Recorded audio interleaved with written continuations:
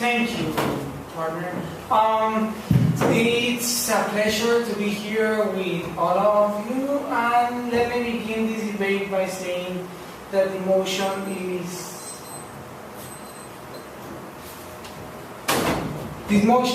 this House prefer cooperation to competition.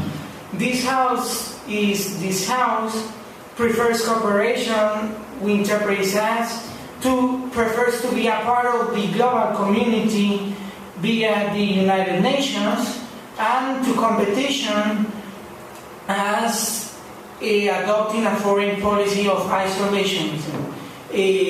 All of it together will be this House prefers to be a part of the global community via the United Nations as opposed to adopting a foreign policy of isolationism. Okay, one point I would like to make is that via the United Nations, our country can get monetary support. If a country is in trouble economically, an example would be Haiti right now with the earthquake. When it got the earthquake, the United Nations came together and gave a monetary support so it could aid its citizens. Another reason why we would like to join is because we could avoid conflicts, violent conflicts against other countries. An example being, we quarrel over a country for a territory that we want. If we are in the United Nations, we would go to war with them for the territory, but if we both are members of the UN, then we can come to an agreement and resolve this matter peacefully without getting any precious lives wasted. Finally, one last point I would like to make would be that in the United Nations there's a diversity of ideas to solve conflicts. Let's say we don't know how to solve domestic violence in our country. We can open a session in the United Nations and ask for ideas to help us solve this specific conflict. Thank you very much. Alright, thank you very much. Both Jorge and I are representing the position, and we would like to begin by stating that by being part of everybody, you kind of lose a part of yourself. In this case, we'd be considering China. Historically, at the beginning, China was not did not accept foreign trade, if I'm not mistaken, and only into a certain point of their history did they open their doors to everybody. But after that, obviously some of their culture or some of their main ideas or systems, you could say, became obsolete because of the influence of others. However, whether this is good or bad is a different thing. Also, aside from that, the government has mentioned that the UN, the UN being what they approve of, as we interpret it. But don't you think that by the UN, it's the United Nations, it's literally what it says? If one of these nations has a problem, it becomes eventually everybody's problem. Example of this is the United States getting involved with a lot of with Libya, I would say. They provided weapons and they provided support to Libya to become a free state, I would say, a free nation or country. Also, they can take in mind World War II World War I.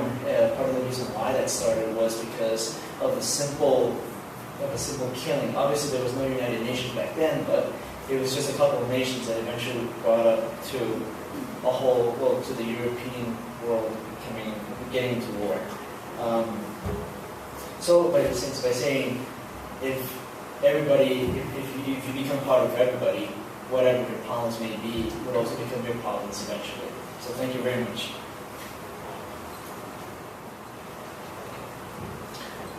Thank you. Again, Ms. Violetta, thank you very much for being our judge this afternoon. My esteemed partner has made some interesting claims, which I won't go into detail because I'll allow him to do so during the rebuttal.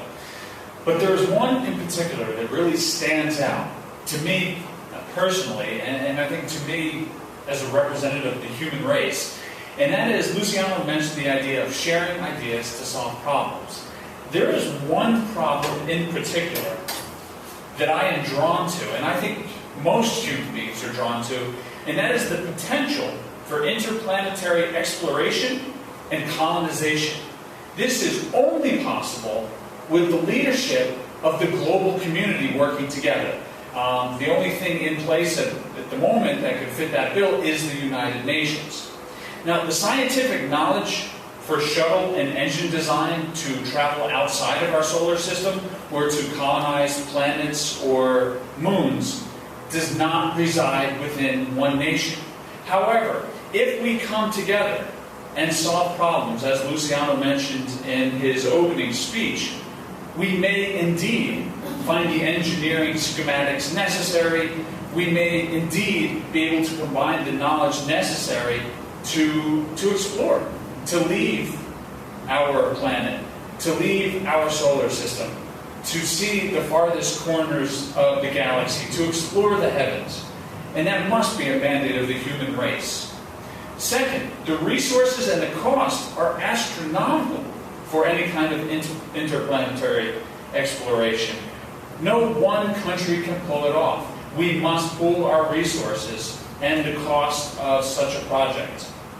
Third, at some point, I believe that it is a fait accompli, a given fact, that we will colonize other planets. I believe we will use up our resources here on the planet Earth. We will ruin the atmosphere, and necessity will either drive the human race to extinction, or, what I believe, is it will lead us to colonize other planets.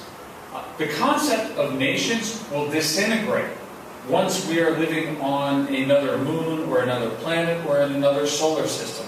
The concept of the United States, Russia, China, Guatemala, what have you, the 192 fictitious, unnecessary divisions that mark our Earth will disappear as soon as we set foot on other soil outside of our own solar system. Our destiny lies among the stars.